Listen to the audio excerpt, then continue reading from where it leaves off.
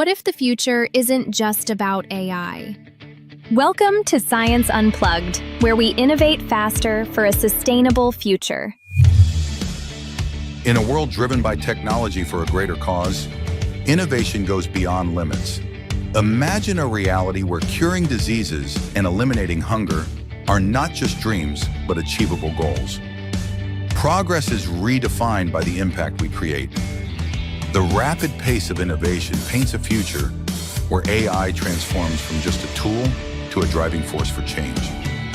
Can we fast-track access to innovation and make it a reality for our better lives?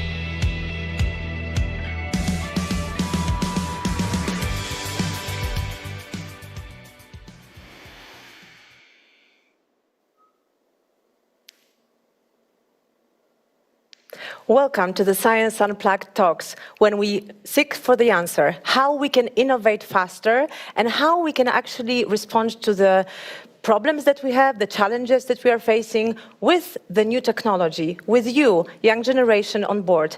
Thank you so much for joining us. I hope that you will have a great conversation and a great 1 hour with us. What we would like to see here today on the chat, here live on LinkedIn, we want to hear your voice. We want to hear your ideas. We want to hear your future talks, because you are Gen Z, dear colleagues, dear students. You are the one who are going to take up on the future, who are going to unplug the science and innovate faster for all our better lives. So today, colleagues, we're joining the live event, but this is not the end of the process. This is just an invitation. So I hope that in 1 second you will see on chat, but also behind me, the link or the QR code to the team that we've created on LinkedIn. We want you to invite you to join the team. We want to continue this conversation. We want to have the conversation with you on board, how to make a science work better for our future lives. How can we use the AI, the tools, the technology to really surpass what we are doing? And that's why we also invite the special guests here with us. So let me just introduce who we have today for our talks. Okay, so let me start with the colleagues, the guests who are joining us online. We have Smita Negi, who is the Vice President, IT and Head of Digital Hub India, Bayer Digital Hub India, South Asia Cluster IT Lead. And I will say also something that AI brought to my mind when it comes to you, Smita, Digital Conductor and Chief of all things online. So welcome, Smita. Then we have Professor Victor Demko, who is the university teacher and research scientist, Comenius University Bratislava, Slovak Academy of Science. Welcome, Victor. Nice to see you and nice to have you here to make a nice comment on how academia is presenting, how it's really ready to help future generation to innovate faster, to unplug the science. And when it comes to AI, because I'll also ask how to describe all of you, so when it comes to Victor, Professor Demko, lab legend and experiment wrangler.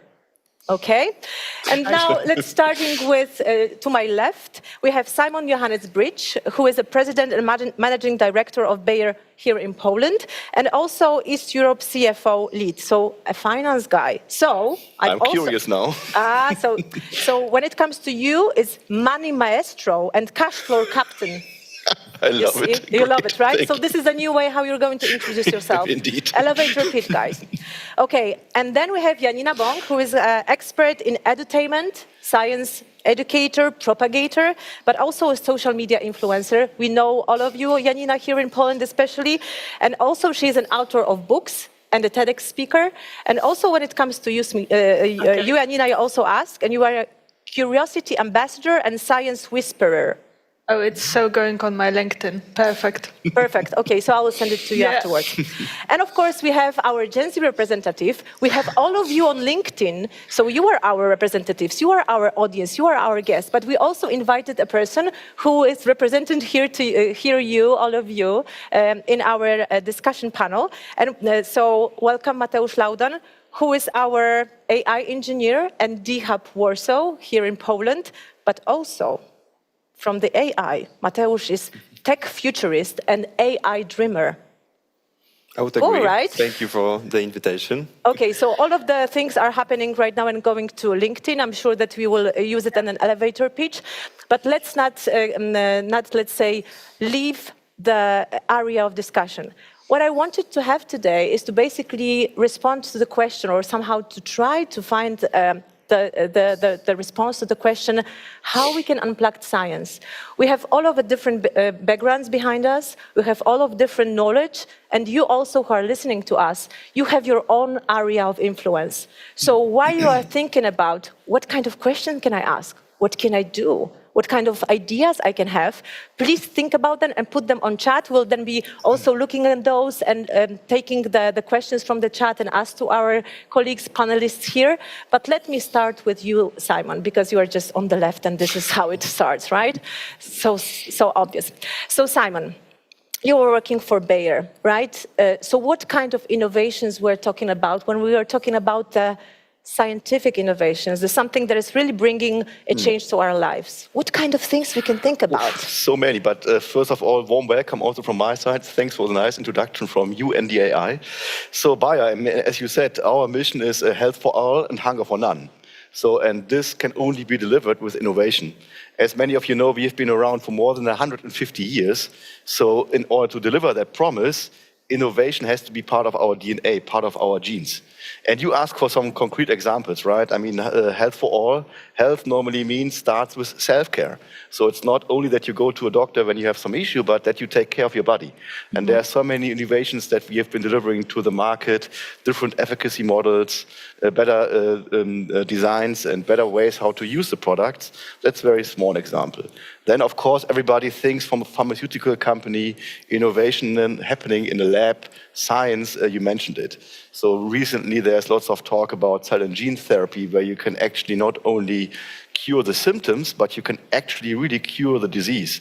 We are now doing some studies, even in Poland as we speak, in the cell and gene therapy around healing or curing Parkinson's.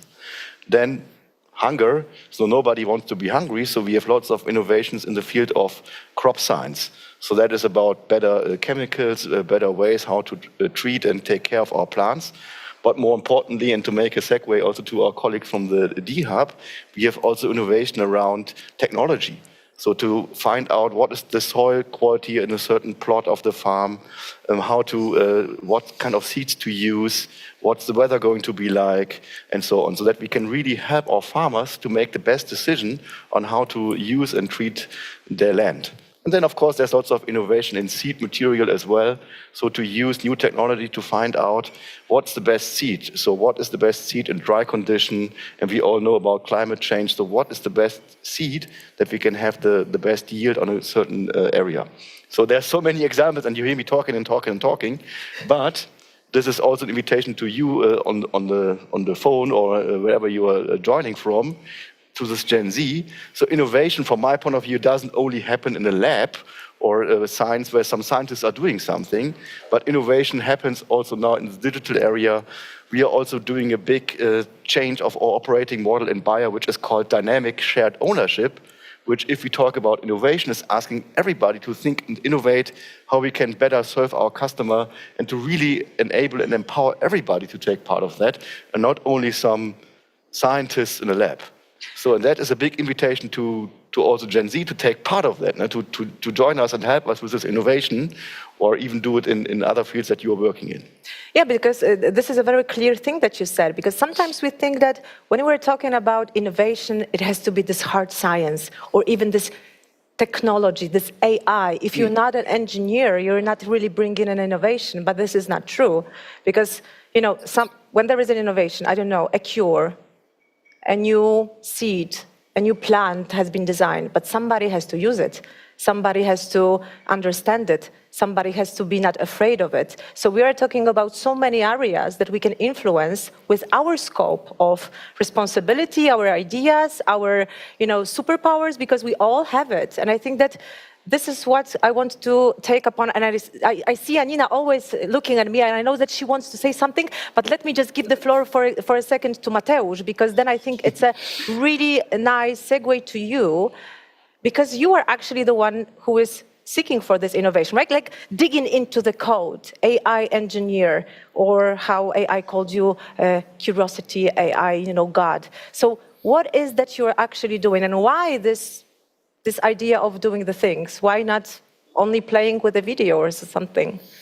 Yes, so I would like to start with something that why I started to work on AI and actually why I decided to be AI engineer, because that's maybe for the Gen Z people it could be very interesting because 2 years ago I even couldn't imagine that I could start working on that.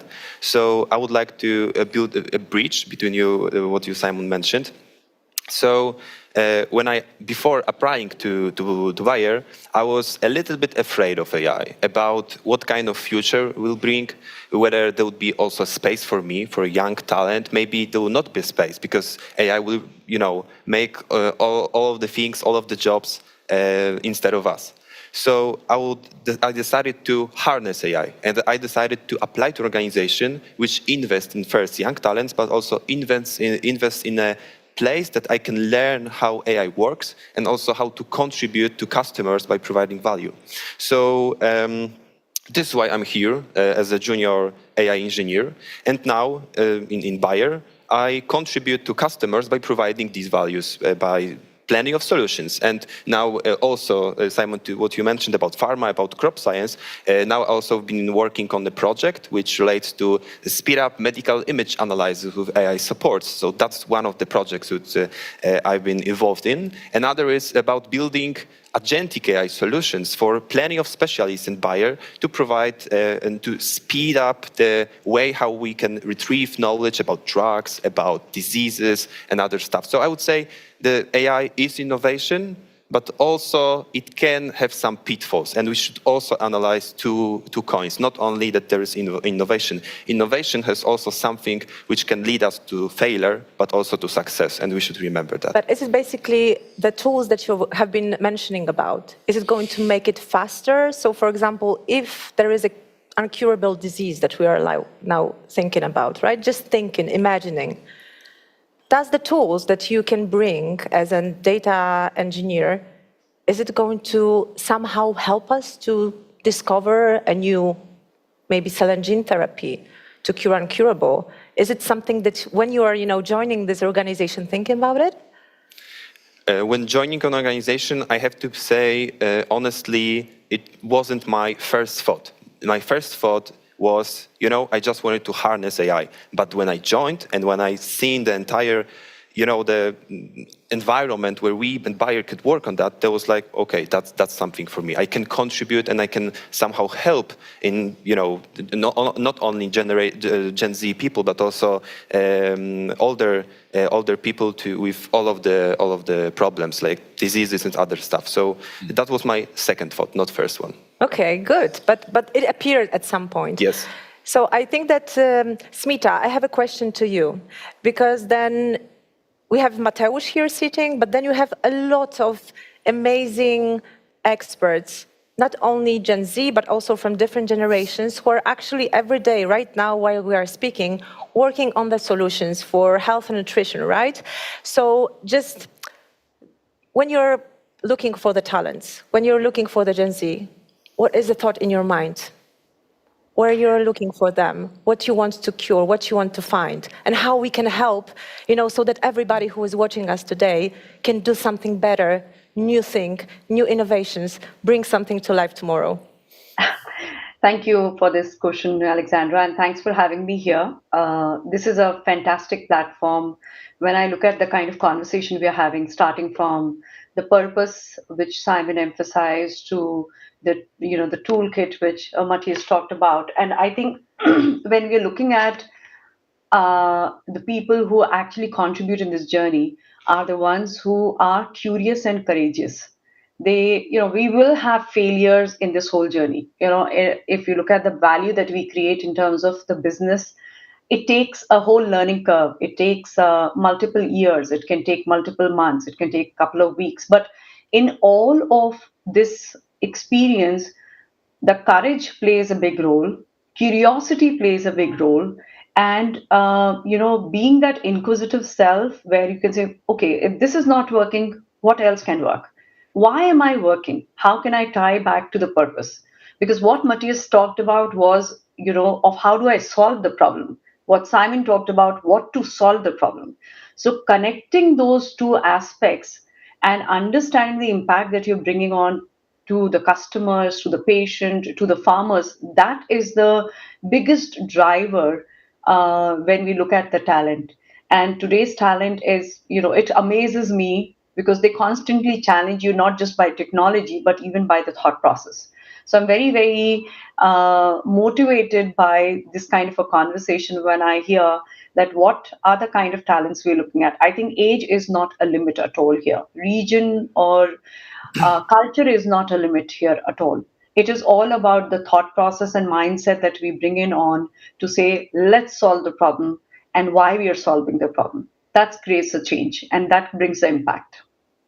So what is the thing that you are now working on in India, in Bangalore, in DHub, generally speaking, that is so tangible so that people who are watching us today can think, so this is something that is worth thinking about? No. So, we are currently exploring our limits to say, how does agentic really needs to get structured as? Everybody is talking about agentic, but are we truly talking about agentic in a means to create a value? Or is it just about another automation that exists in just to say that we have automated our processes?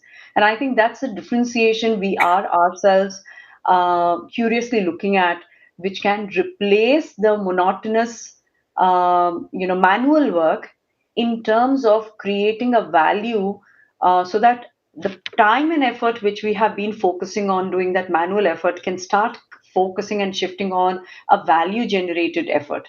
And that shift, I think, is the critical piece. And that's what we are working on, that how do we modularize ourselves, create an architecture which can sustain these smaller agents, but can when cohesively come together, it creates an architecture of a very powerful way to solve the problem. And it could be any problem because it has to be constantly evolving, constantly challenging the ecosystem. And the problems are going to keep changing. Whatever problems we have today does not mean will exist tomorrow. So how do you create a resilient ecosystem which can sustain even after the foundation is laid out? So that's what we're working on, and we're quite excited about the agentic AI, the whole full stack engineering capability that we're building right from top to bottom. I've heard three important words that I just put in front of me and now in front of you and also a little bit in front of Janina. It was curiosity, it was failures, and it was challenges, but also, happy to drive something new. So you are, as an educated propagator of science, what kind of, and now you're thinking about AI tools, those technology innovations that sometimes we're really keen about, we want to have it, but then we are a little bit afraid because when it comes to, creating a video, as we heard, as we saw at the beginning, it was created by AI.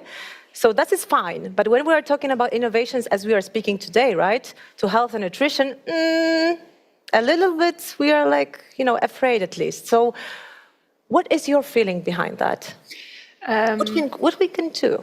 You're actually reading my mind because I was thinking, firstly, in terms of failure, I always say that failure, especially in science, is not the opposite of success. It's a part of it. So AI helps us because now we can fail faster, we can fail cheaper, we can test new things in an easier way. On the other hand, when I'm thinking about AI, and I'm a big fan, but on the other hand, I was happy that Mateusz said that we have to remember it has its own pitfalls. And I'm thinking about the societal impact because we have this new innovation, AI changes, but it was not followed by education. So on one hand, we have problems with cybersecurity, people feeding private data into the algorithms. Then we have problem with, recognizing the quality of the output. So if I'm getting some data or research or any answer to my question that I asked whatever AI I'm using, then I have to be able to verify the information, and I have to remember to do that. So we need to start talking about, if I get an AI output, how to double check it. We need to start talking about, the difference between different sources of knowledge. There is a difference whether I'm speaking of peer-reviewed article or a blog post. We also have to keep telling people that sometimes AI also hallucinates, so we have to keep in mind that it is a great revolution. I'm also a big fan, but still the human part is super important. And, the human that at the end of the process verifies whether this information is worth believing and following or not. Okay, but you are an educator and propagator, right? Of So course, basically, yeah. you put the thoughts behind something that is like super cool at the moment, super modern, super fancy. And then you say, stop, guys, because there is this lacking part. So how do you think about it? I mean, when you're thinking about AI, you've just said that verify information, quality of outputs, societal impact, right? What we feed the AI with, and then what we get out of that. So the message to the young generation from you, to start doing even today, not tomorrow, because tomorrow is like a new era, right? So what would it be? Don't believe at the first sight. So if you see something or get any answer from AI, just make sure that you will spend some time and verify it and double check it and search for other sources. Because, again, I think it is a great revolution, and I think there are some people trying to stop it, Each time we have a big societal change, when we are changing horses to cars and so on, there are people saying, no, we should stop the revolution. It is not possible. So I'm very happy that we have all these changes, but we need to make it safer. That's how I would think about it. So we need some education, we need some legislations and, ways of being able to live with AI in a safer way.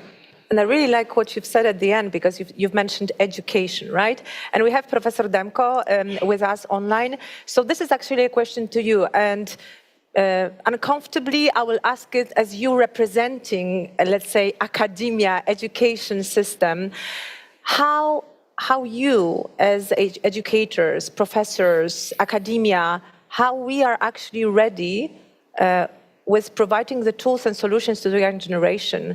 Are we ready to support them with verification, clarification, but also failing with curiosity, right? How do you feel about that? Yeah, hi everyone.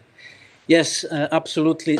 Today, students have a lot of opportunities, and what we are trying to provide is a space for experimentation and to use these opportunities. So they learn a lot, and it is important that they also get a personal experience. Also, what is very important from our side is to find and identify talents and students that would be able to continue great work. So there are programs, and there are very important programs at the high schools already for identification and recruitment of young people with talents and will to use opportunities that are available now. So I'm personally a plant scientist, and what we have been struggling with for some time is that when you compare plant science compared to medical science, for example, there was always a little bit less interest in plant sciences. But now I think we live in an unprecedented age where we have excellent opportunities, not only using AI, but we have, for example, excellent knowledge of genomes now, and we have also molecular tools to experiment with plants. So we have a lot of resources, and I think, and I hope this is also going to encourage students to get more involved in agriculture-related or plant-related sciences, because at the end this is going to be about say food and hunger, as it was said. So we are trying also to somehow encourage students and provide them with the space to experiment with plants, because agriculture always shaped some civilizations, and it will in the future as well. I have a question to you once again. I mean, you've mentioned about if we are ready, what can we do for the Gen Z? But then you've also mentioned I'm a plant scientist, right? So what is this one innovation that you're thinking about when you're talking about being a plant scientist? What is behind your, behind the thesis? What is there, right? What we can be looking in the future, maybe tomorrow, maybe in 5 years, that is something that is going to bring this change in our lives. Yeah, so now we have tools, as I said, molecular tools like genome editing, for example, and we have excellent knowledge about the genomes itself. So what we are trying to tell or imagine for students is that now there are excellent opportunities to use these tools and resources for generating crops that would be, as it was already said, flexible and suitable for farming all over the world, and basically available for different countries and different with the different soil problems and so on. Okay, so then we now know a little bit that what is, let's say, our area, right? We know our strengths and what we have to look for a little bit, how we can explain. So for me, the one word that came out of all of the things that you've put together is, let's say, explanation. Because if we want to have an innovation faster, any innovation, right, that is going to bring an impact on society, on us, we have to explain with curiosity, explain with details, explain so that we are not, we're using that with really generating an impact, but in a responsible manner, but also, explaining because sometimes we will be against it, right? So that, let's do the round. Who wants to start first? I will not, pick and choose so that you can just decide who can go first. If you can, innovate faster, what would be the area and maybe an idea or maybe the tool that you already have in your hand today to bring to the society tomorrow? What would it be? Maybe you already have it or have an idea or how to explain to the people that we have it. Mateusz, I'm looking at you. Yeah, I'm thinking about it right now. So looking at my experience in terms of providing the innovation faster, as we already know what innovation is, I would like to refer to what Janina mentioned about that AI is able to provide us a way how to create a small, even very small project, but we can then see if it will bring value in the future. In our naming, we call it POC, so proof of concept, and we actually are very focusing on that in our area all the time. Whenever we start a new project, we know that is on the second side of innovation, there is failure, but we can learn from the failure, right? But whenever there is a failure, we want to make it as soon as possible because then we can learn. So to answer your question, using all of the tools we have at Bayer related to AI help us to create something like POC, proof of concept projects, and then we can decide this path is right for us. So yeah, that's my answer to your question. But does it happening faster than it was happening before? Definitely. So when it comes hours, days, weeks? We can shorten it from weeks to days. In order to create a small POC for business, for tech people, just to see what would be the outcome in the future. I like that. So does it work also in all of the scientific areas like health and nutrition? So for example, like Professor Demko has been mentioning the plants or the health solutions as Simon has been bridging on at the beginning? Yes, yes, definitely. Like any area we can imagine right now, and what Smita mentioned more about agentic AI, this is the future. And it's not about year, but this is about decade of creating agentic AI solutions, which will be with us in terms of life science in each and every field we can imagine in Bayer and other companies related to life science. Also, as in the area what Victor mentioned. Who wants to go next? I think Simon has a thought. Yeah. And you said, and AI said, my background is in finance. So I want to give some very concrete examples that we are innovating around, and which is not fancy AI or somebody in a lab, but it's really, and you said it, Victor, there are so many plant varieties available these days. So we can help for the farmer to make not only the best decision, to say what is the seed which is the best for my plot, but as many of you know, I was in India for many years. And there it's not only about making the best decision, but even helping our farmers to afford our products. Because often they don't have enough access to funds. And we were innovating around, okay, how we can engage with the whole ecosystem, our entrepreneurs who are selling the product, others who are selling the fertilizer, even the World Bank with digital AI to find out now what is the best area to help them to get loans which are much more attractive for the farmer than if they go to the local loan provider, which have interest rates of 20% and above. So in this, we were innovating around to really help the farmer not only to make the best decision, but being able to afford the product at an interest rate which is much lower. And this we could do by working with banks to say, look, there is no risk because with that product, the yield will be much higher, it will work on that plant, and so on and so forth. So that's something which is very concrete, not so fancy in a lab, but something where you really solve a problem because of course, with the farmer then buying the best solution for their soil, they produce more, output more yield, so which we can then feed more people. So that's something very interesting for me, and it's an invitation for you to not only think about the sciencey stuff, but there are real-world problems that we can solve and innovate around by collaborating and using also AI technology in this example as well. Yeah, you know, I'm looking on your eyes, and you have something to say.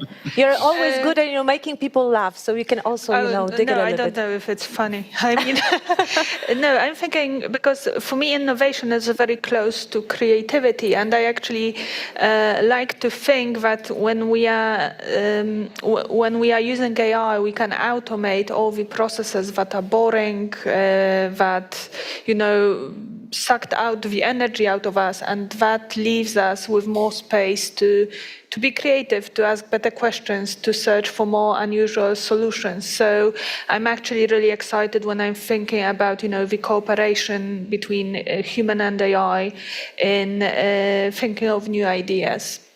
Bouncing back ideas, prototyping some thoughts, testing hypotheses, because at the end when I'm talking to AI, I'm talking with all human knowledge gathered in one place. So I'm really excited to think about it this way. Oh, I really liked it. And I think it's a really good segue to you, Smita. Like thinking about that we are talking about all human knowledge gathered in one place. What is your thought behind it? So, when I think about what Simon was talking about, Elena was talking about, Matthias was talking about, it makes me think of as a child who is busy drawing on a whiteboard and putting this together to solve a puzzle, because at the end of the day, the intention is to solve a puzzle. And when you keep the problem in the center and say that this is what I want to solve, you start putting a design which you kind of do using a marker and start drawing it. Now what AI has done is that when you start drawing these things and when you put these pieces together, to Matthias' point, it has accelerated our ability to put these pieces to create that big structure. It doesn't take much time to recreate from scratch and take multiple weeks or months to make it happen. It immediately makes it happen. And that's where the understanding of it being able to generate an outcome becomes very valuable.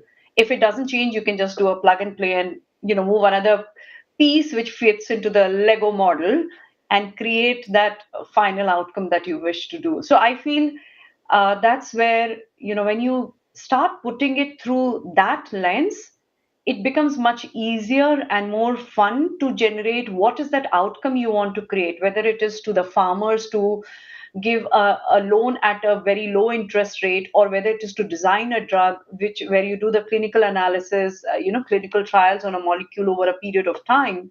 I think it is all about looking at a lens of how do you want to create, what do you want to create, and how soon you want to create.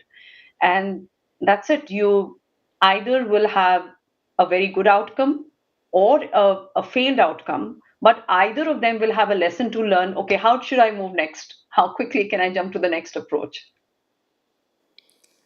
And Victor, when you think about your students or the people who you are meeting with, are they like really seeking for how can I use the tools of AI to make my work faster? What do you think? What is your comment here? Yeah, I think so. And universities actually are and should be platforms for experimentation and using anything new, any innovations, not only creating them, but also playing with them, experimenting. So because this is the time, right? When you are at the university, this is the time to really experiment, to have fun with that as well. Absolutely. And I'm also, my colleagues, and not only here in Slovakia, but also internationally, we are trying to get students involved as soon as possible and get them to the lab, basically, if it's experimental work, and combine AI, computational science with the wet lab work. So that's the best time, and we encourage students to start as soon as possible. And this is an environment where these ideas are not only creating, but also can give a pleasure, basically, to live with it. We have a really nice thought and a question that I would like to now pop in from the chat. It says that, and I will read it all because I think it's really well thought through. I would like to ask how we find a balance between the utilization of an AI tools and its ecological footprint and its ecological costs, right? Particularly given the significant energy requirements associated with the technology. So then the question is basically on the thought, where do you believe it makes sense to invest in those solutions that is using AI, and when this cost is just too big and the impact is too big? Because I think that we really started with this thought, right? We're talking about not playing with an AI. So your thoughts behind who wants to start? The question is from a colleague who is watching us. I can probably... Yeah, I think that you can start, yeah.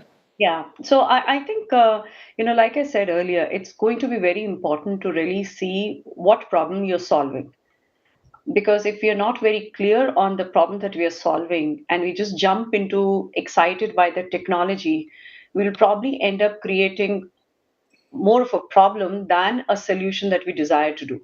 AI in its own self is still, going through an evolution stage, considering the security, the data elements, the Privacy Act, and many other elements which is around us, right? So while we are working on that, I think it's going to be very important for us to be conscious of what problem we are solving and what tool we would wish to use. Simon talked about a very good example of you want to give a loan to a farmer. Now, do you really need an AI solution for that to say how a loan and what percentage of a loan should be given to a farmer? Or can there be a very simplistic solution to create for that problem? So that element is going to be utmost important when we are looking at choosing technology for solving a problem and helping us generate that outcome. Mm-hmm. So I will also add something here, my comment as a representative of Gen Z. So my comment is that we do not fight with AI. We don't want to fight with AI. AI is and will be with us. So my perspective is to just grab as many opportunities as we can, not focusing on, we can and we should also focus on the pitfalls, on the disadvantages of AI. But as young people, I would say, as a young person, I would say that let's just grab opportunity, not think that we can fight, we can, I don't know, overcome all of the disadvantages which relate to AI. No, I just focusing on grabbing as many as I can from AI, in order to provide value for customers, buyer, or other stuff. It doesn't matter. Just to provide the value for someone, for any project, any initiative. So this is how we see how the AI can, influence us. But basically, focusing on the problem and the challenge that we are facing, right? So it's not just for fun. Yes. Grab the initiative once you see that the problem exists, the challenge exists, and you can really face it through. Do you have any other comments? Yeah, I'm thinking, I love this question. It's very insightful, and two thoughts on it. I mean, firstly, I think, getting back to my first question I got, is I think not many people know that actually whenever you ask a question to AI, there is this ecological burden on it, right? Footprint. So for example, the usage of water. So what I'm trying to say that, again, we need to get back to education and maybe speak more about it. And the second thing is, I'm very close to the things that Smita said about asking the correct questions, because last week I was talking about, I had a speech about data science, and I was saying that, when I was working at a university 10 years ago, it was so difficult to gather the data. Then we had to think about which variable to put in the model and so on, because it was time consuming and it was expensive. And nowadays, a lot of people just, grab the data, put it into AI and say, okay, give me anything. Give me an answer. Give me an answer. And again, yes, it uses a lot of resources that maybe we could use in a smarter way. So I'm close to with what Smita is saying, to think about the questions. Whenever we are using AI to analyzing data, to think about the questions, the variables, the models, and so on. And not just to, feed the algorithm whatever thoughts we have, and then check whether we will get. So smarter way, right? Exactly. The smart as a tool, right? S-M-A-R-T, but then E-R as an additional smarter way. I like that idea. Simon, do you want to add something, or do we go for another question? No, I think the most important point is what everybody said. Be aware of the problem that you're trying to solve and get the tool that fits with the problem. So basically, don't buy a Formula One car to then only use it in reverse. Yeah. Good. And then I have another one. I like how you embrace AI and how you are implementing relate structures and methodologies. AI does get it wrong at times. How do we ensure that the data you receive is correct and actionable? Once again, I think that we can start with Mateusz, because you are the one who is actually working with the tools, right? How do you know that what you're doing is actually giving you the right answer? Yeah, this is why we employ plenty of data engineers, very professional data engineers and engineers, because we need people to work on the data. So actually, I had a conversation yesterday with one of our senior data engineer, and he was like, whenever we work on AI, we do not think, plenty of times, we do not think about, okay, let's just find a simple solution for a problem. But actually, there is also a question, what kind of data we should use? Are there, safe and so on? So I would say we need now a little bit more skills related to what kind of data we should use to apply to AI, because AI is just an algorithm. It takes data and there's output.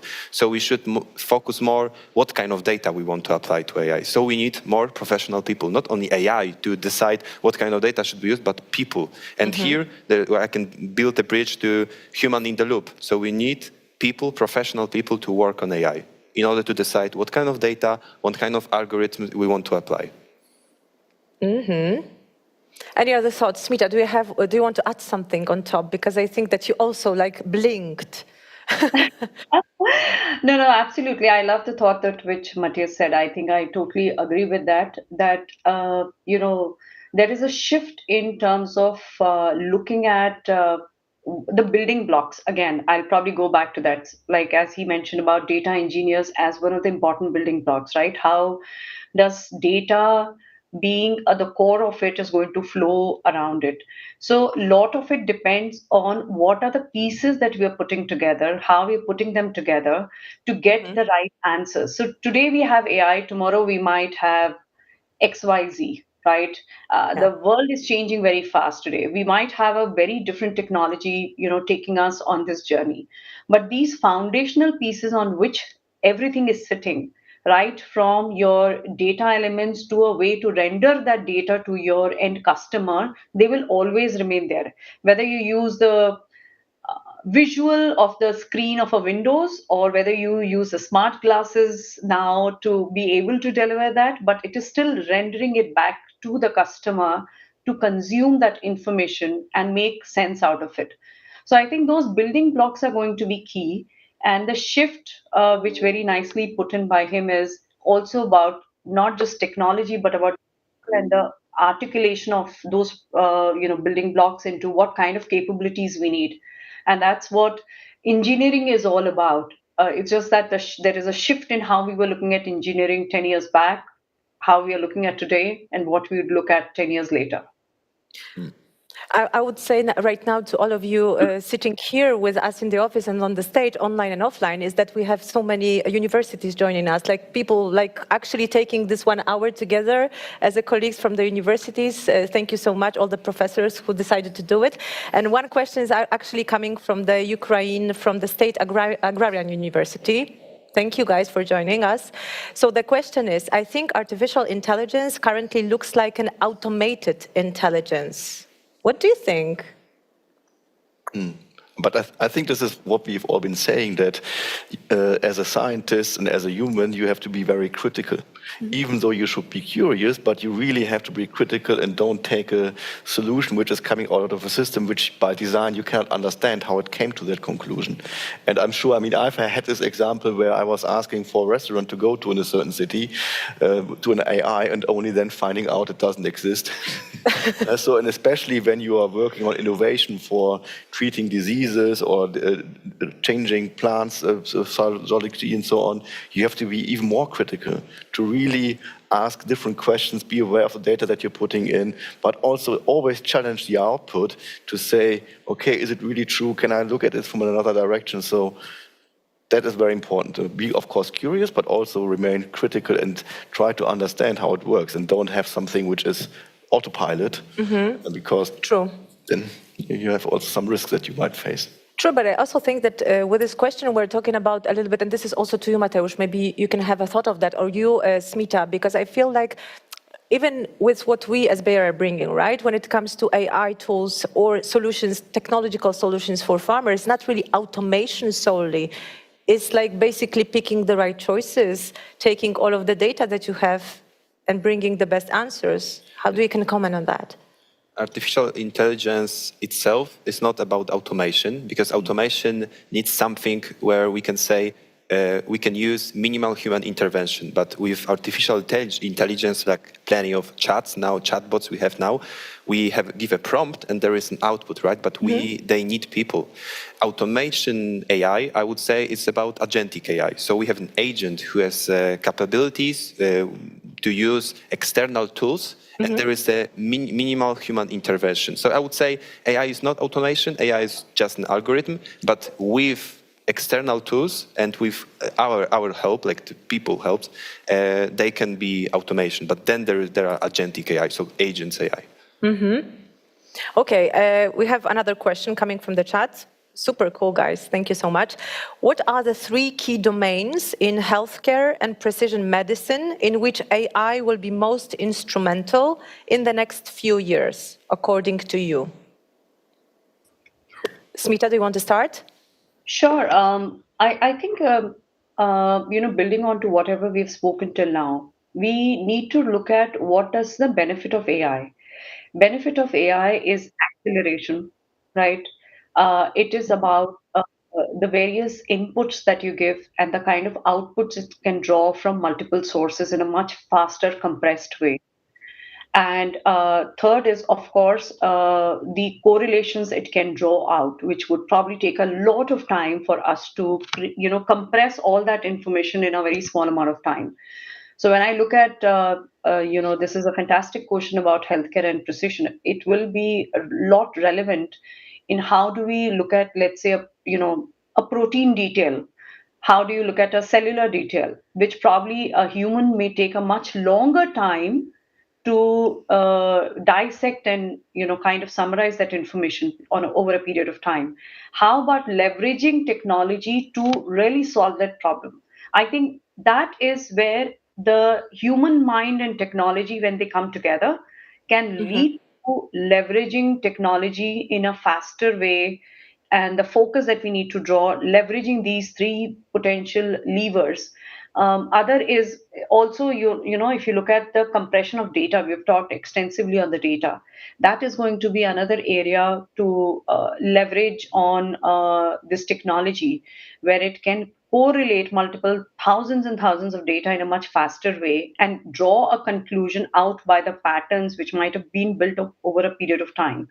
So how do we draw that kind of a conclusion and even create a point of view which essentially helps us? Of course, we have to be careful, as we spoke about earlier, that you need to take a point of view as a point of view, not as a final answer, because you're really not looking at that as a way of as a final outcome and just go with that blindly.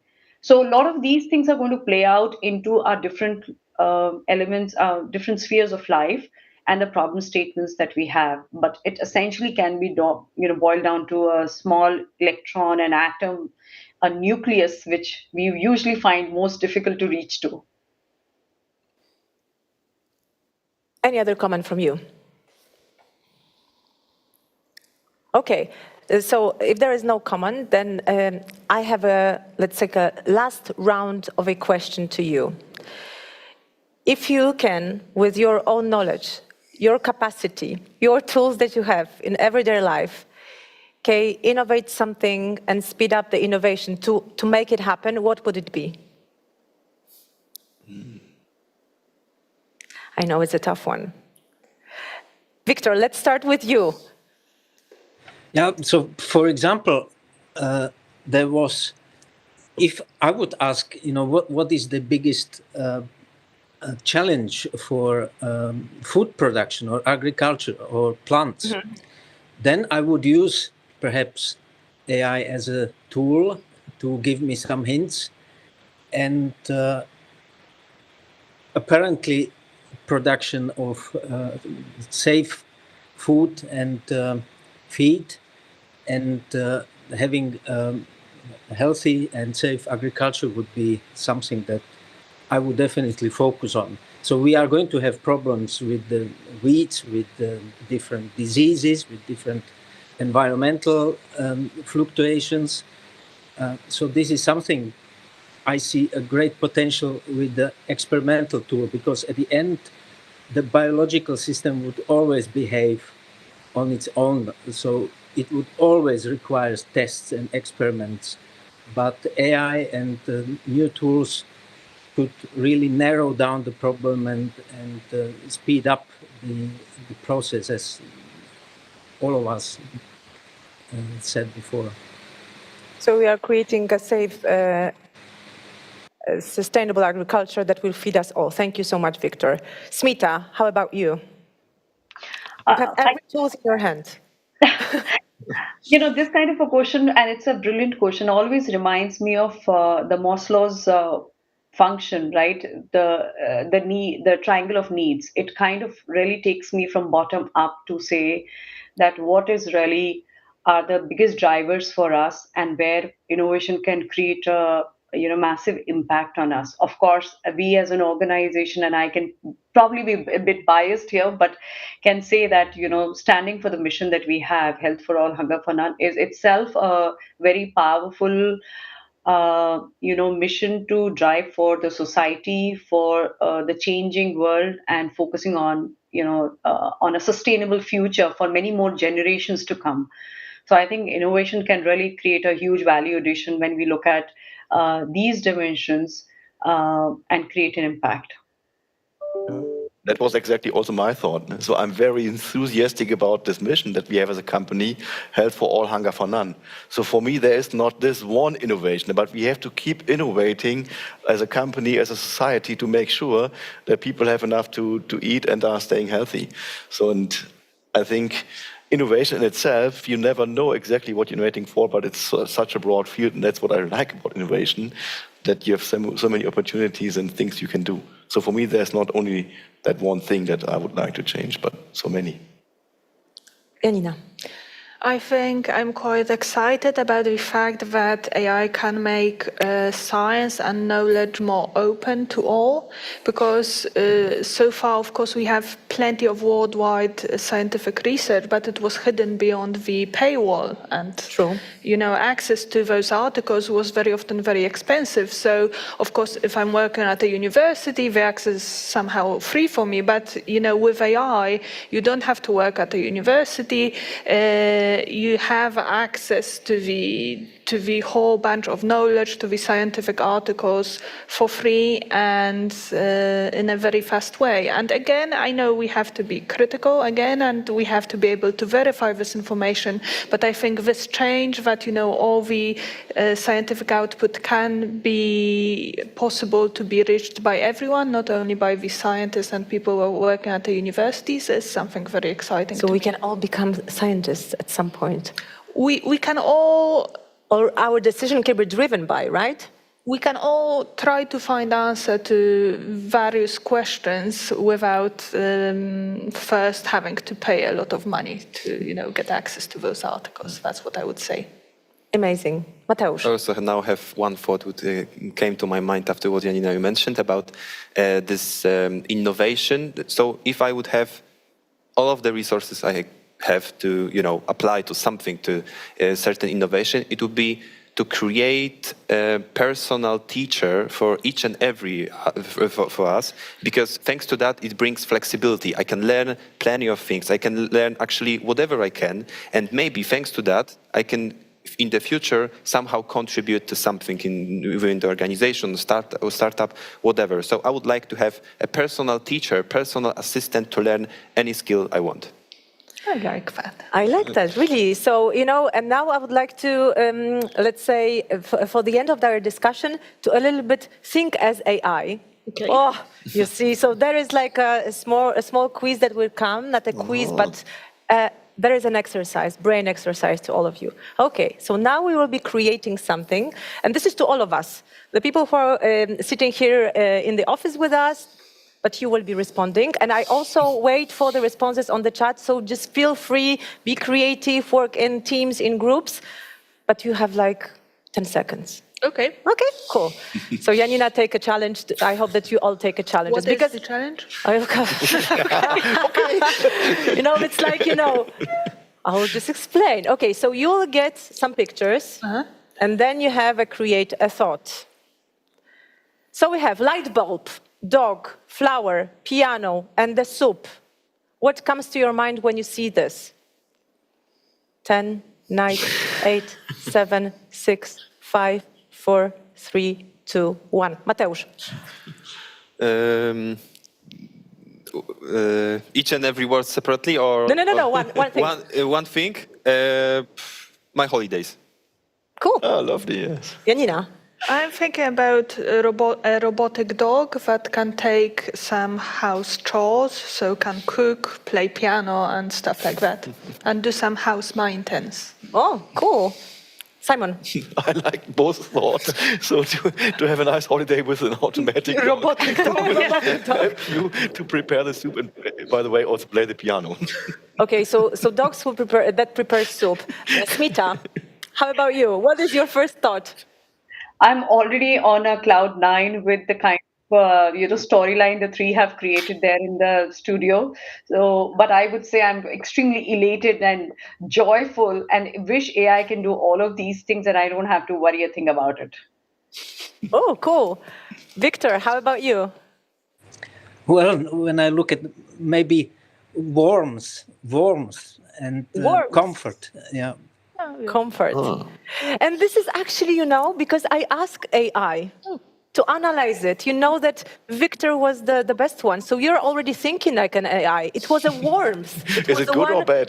It was warmth, and and like a heat worm, like being a worm, and then they each feel connected to creativity, nature, holidays, and comfort in some way. Anything about robotic dogs? Loyalty. I didn't use AI, so No, I decided to use it and ask the questions. So, guys, thank you so much for this conversation. I think that there are a couple of words that came to my mind when I'm just wanted to, let's say, create this follow-up with a bunch of words, not answers, but words. So we have explanation, acceleration, education, robotic dogs, curiosity, problem in the center, first sight, beliefs, education, and failures, and learning from failures. Thank you so much, all of you, for joining the Science Unplugged talks this year. Thank you, all of you who are watching us. Thank you, Smita, Victor, Mateusz, Janina, and you, of course, Simon. Thank you so much. Aleksandra Mrowiec speaking from Warsaw office, Bayer. Thank you so much for being here today, and see you around. And of course, remember to join our LinkedIn team. The chat has a link to it, and you can scan the QR code and become the person who actually maybe not create a futurist dog who are going to cook a soup or anything like that, but become this person who can influence how we innovate faster, how we unplug science, because this is just the beginning. Thank you so much. Thank you. Thank you. Thank you. Thank you. thanks. Bye-bye.